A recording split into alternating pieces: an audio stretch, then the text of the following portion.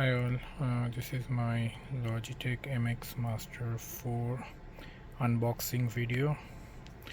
As you can see, it's a very good box. It's a very nice premium feeling.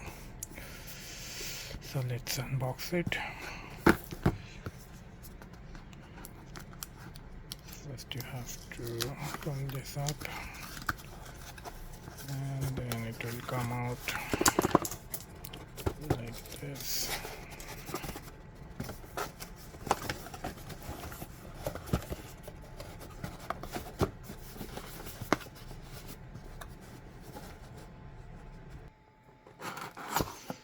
From there you can unbox it,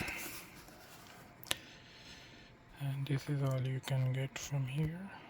The mouse, very light, feels very premium.